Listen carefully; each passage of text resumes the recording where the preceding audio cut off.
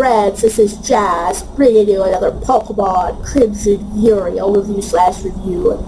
This is Chapter 14, A Spark of Good Luck. Now, before I start, I don't know how long or short this one is going to be, because really there's two settings in note 3 or 4 sections, so I could go over those pretty quickly, but we'll start with the fact that they get on Ralph's boat, right? Like, they don't have much talking in that, like, at the very beginning, right? But we'll just say that Addison isn't so thrilled about it because she's just so nervous if compared to the fairy, how, small, how different it is, right?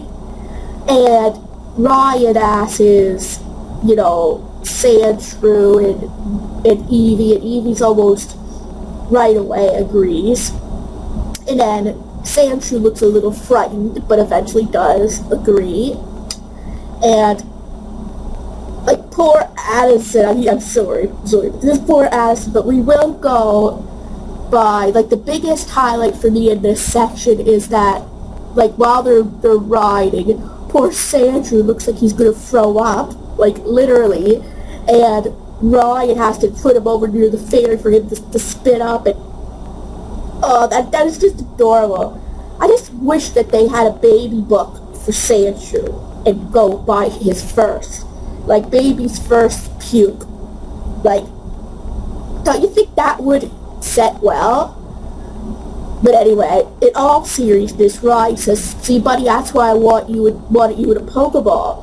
And finally, another first for Sandshrew. He gets captured, I guess, because technically he wasn't captured yet, since he was, carried. So he finally got into the Pokeball for the first time, and poor Addison looks like she's gonna throw up as well.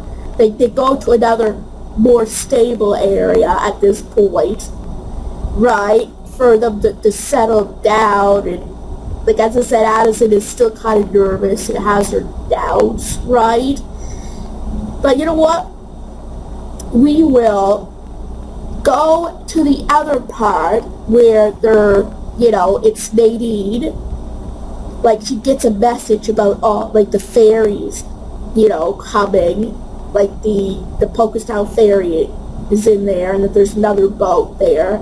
And when she gets that message, she goes to Elazar, where he is talking to Jocelyn, and he says, "Why are you interrupting my private time with my chat with my daughter?" Right? "Oh, well, there's a big fairy. Like, we're thinking that perhaps if it gets too close, we could kidnap all the passengers, like destroy the boat and kidnap all the passengers, right?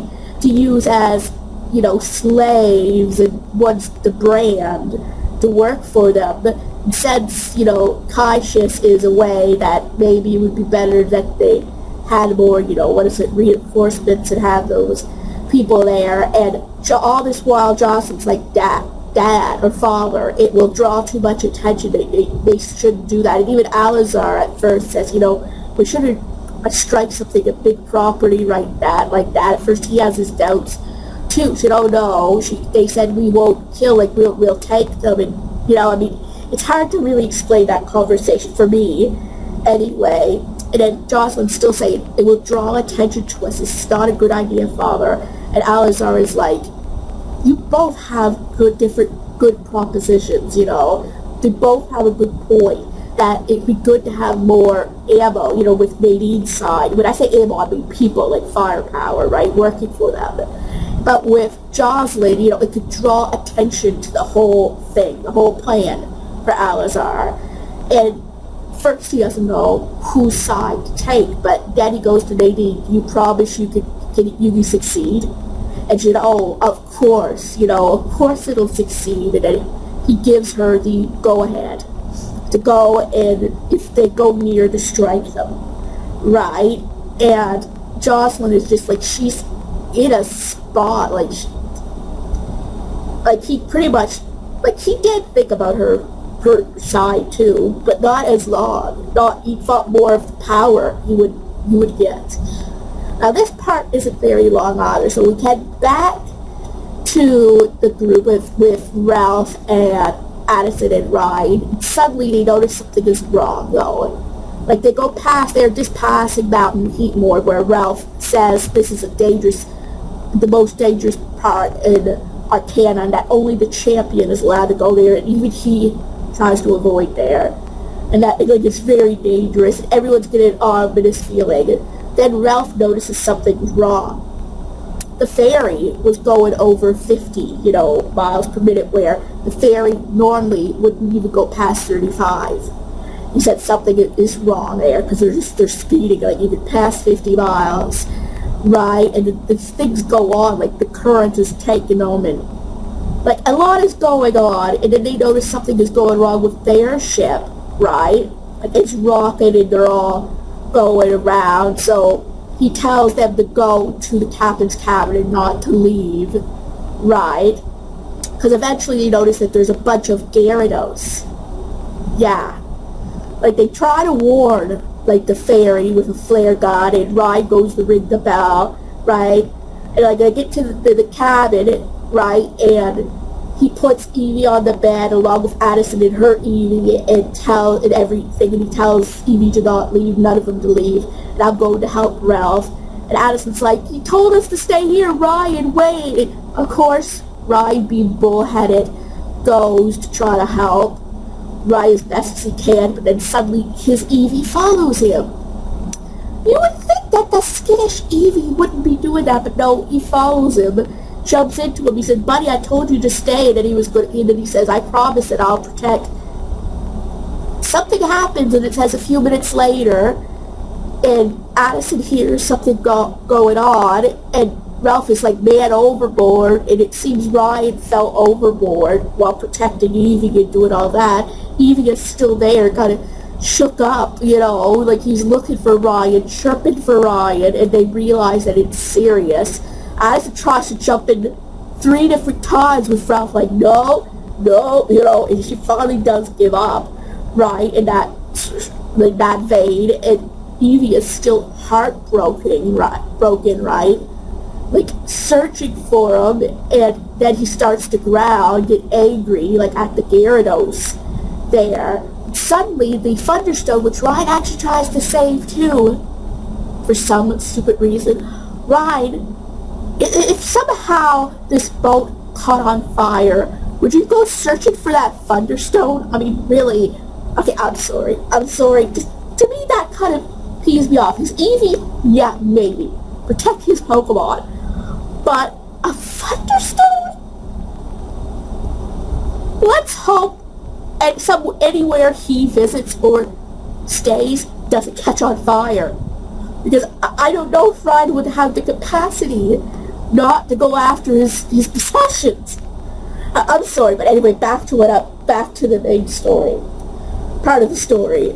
It slides down. Suddenly, Eevee evolves, starts to evolve, and he evolves into Jolteon, and he goes and he thunder shocks the Gyarados, sinking one of them and scaring the other two off and saving their lives. They all praise Jolteon, Ralph calling him a hero, but then he's still more concerned about Ryan, Jolteon, and he cries, and then Addison's like, Jolteon, I'm so sorry, and then suddenly, ahoy there! Suddenly, climbing on the rocks is Ryan, who somehow survived this whole ordeal. Jolteon is thrilled. Everyone is. But as soon as he comes back, Addison's like, if you ever pull something like that on me again, I'm going to knock your lights out. Right? And he's like, yeah, I hear ya, like a yes ma'am, Jolteon is so pleased that he's snuggling into Ryan, which now he has spikes. So even regardless that it hurts, he is still allowing the hug because he's glad he's safe, and he was saying how overwhelmingly proud of Jolteon, how he knew he could do it. He says, I knew you just had that spark in you. And guess what? Now Jolteon is going to be named Sparks. So we have a nickname for him now, Sparks the Jolteon. And that is just so sweet, but at the same time, and what's even bigger is that he goes to a Pokeball for the first time too. He says, okay, I'm ready to be in the Pokeball now. I don't need to be with you 24/7. And maybe he also thought that perhaps if he had been in the Pokeball, some of the worst with Ryan may not have happened. I don't know, it's because he was trying to protect Sparks. You know, Eevee says Sparks is why. Well, I mean, I suppose he went to help Ralph too, so. But still, if he had been in the Pokeball, maybe it would not have been as serious. I don't know how it would have ended, but maybe Sparks finally thought, you know, maybe I should be in my Pokeball and less trouble would happen. But still, he got in the Pokeball. He grew a lot. This was the point of this chapter, in a sense. It was a big growth with Eevee or Sparks. And Ralph said he does need to fix his boat, but he is still going to continue to their destination because that might be the best place, you know, to do so, right? We finally end back at Mount Heatmore with Nadine, you know, a lot of people. She captured a lot of people, right? And she was escorting them all, you know, to the places that she wants them to be. Alizar is just like so delighted, you know, all the new recruits in a way, and Jocelyn has mixed feelings because I don't think at this point she fully understood her father's reasoning for what he does.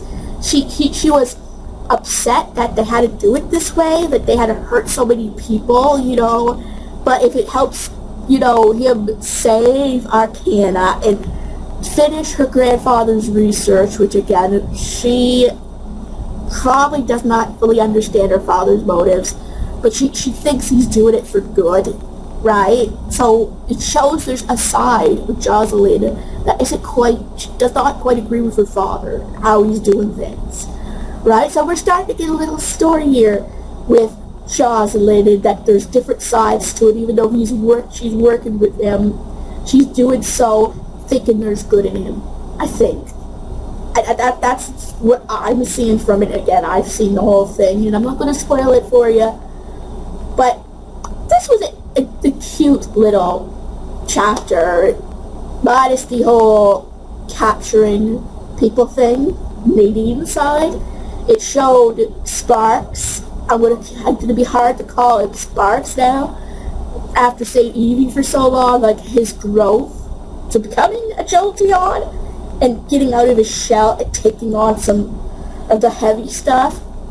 I know with Victoria, when he won against Victoria, that was a big leap too, but this was the biggest growth I think I've seen in him, and probably will see in him, and he'll get better, but I mean, this is the most significant thing next to the victory over Firebloom that we'll see in this character of Sparks, right? He's become from skittish to very brave, the complete opposite, and I just love it. Again, though, I am still fuming at Ryan for going after a fighter stone in a situation like this. Again, let's hope he never gets trapped in a fire. But anyway, guys, if you enjoyed this video, give it a big thumbs up. If you're new to this channel and like what you see, please subscribe and help this channel a lot. And don't forget to hit the bell notification so you know when new videos are coming out. And I'll see you guys in my next video.